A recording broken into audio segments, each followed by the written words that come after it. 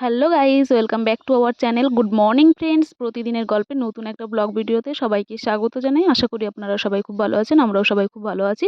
তো ফ্রেন্ডস, আমি সকাল সকাল আমার ব্যস্ত জীবনের গল্প নিয়ে আপনাদের সামনে হাজির হয়ে গেছি। তো আমি কতটা ব্যস্ত থাকি সেটাই শেয়ার করতে চলেছি আজকে। তো আমি বলি না, প্রত্যেকটা বাড়ির বউদেরকেই ব্যস্ত থাকতে হয় সকাল সকাল। যদি বরমশাই ডিউটিতে যাই, সবার, আমার ক্ষেত্রে না, তাহলে তো ব্যস্ত থাকতে হবে। সকাল সকাল আমি উঠে রান্না শুরু করে দিয়েছি।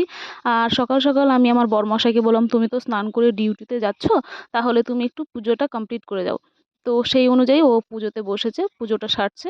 পুজোটা সেরে বাইরে গেছিল তুলসী গাছে জল দিতে, ধূপবাতি দেখাতে। তো ঘরে চলে আসলো দেখিয়ে।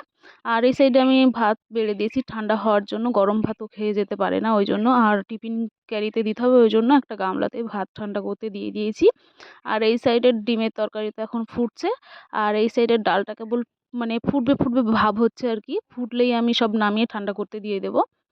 আর এরপরে আমি আমার বরমশাইকে ডিমের তরকারি দিয়েছি, সেইটা দিয়েও ভাত খাচ্ছে। ডালও দিয়েছি, ডাল খাবে না বলছে। তো সামান্য একটু চেক করে নিয়েছে।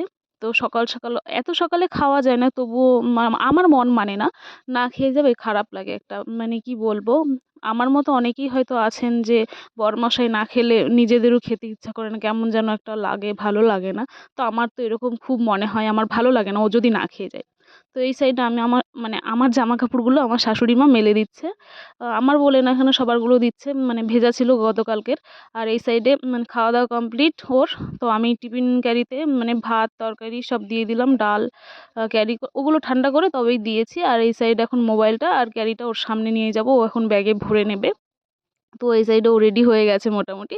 আমি মানে টিফিন ক্যারিটা দিয়ে দিলাম, একটু পলিথিনের মধ্যে দিয়ে দিয়েছি যাতে পড়ে না যায়। আর মোবাইলটা দিয়ে দিলাম, দিয়ে এখন ওকে একটু বাই বাই করে দেবো। এই হলো আমাদের সকালবেলাকার ব্যস্ত জীবন। শুধু আমাদের ব্যস্ত জীবন বললে হবে না, ওদেরও কষ্ট করতে হয়, বরমশাইদেরকে। তাদেরও কষ্ট করে সকালবেলা উঠতে হয়, মানে অনেক কিছু কিছু টুকিটাকি কাজ থাকে, সেগুলো করতে হয়। আর কি বলবো, শুধু নিজেদের কষ্টটা শেয়ার করলে তো হবে না, উভয়ের সবারই কষ্ট থাকে। কষ্ট ছাড়া কোনো কিছুই হয় না, কষ্ট ছাড়া কেষ্ট মেলে না। তো এখন হলো ও চলে যাচ্ছে, ওকে আমি বললাম তুমি সাবধানে যেও। ও মোটরসাইকেলে করে যাচ্ছে একটুখানা, তারপরে টোটোতে অটোতে বা তারপরে ট্রেনে, তারপরে আবার অটোতে চলে যাবে। তো কোনো ব্যাপার না, এইটাই ওর ডেলি রুটিন হয়ে গেছে। তো কিছুদিনের জন্য মানে যাতায়াত করছে। আমি বাড়িতে আছি, ওই জন্য বাড়িতে কিছু কাজ আছে তার জন্য আর কি। কি বলবো, মানে কাজ থাকার জন্য বাড়ির থেকে আপ ডাউন করছে। আর কি করবে, কষ্ট হলেও যেতে হচ্ছে। আর রোজ আপ ডাউন করতে তো ভীষণ কষ্ট হয়। যাকে বেশি বকবক করবো না, এই সাইডে আমার শাশুড়ি মা এখন মাছ কাটছে।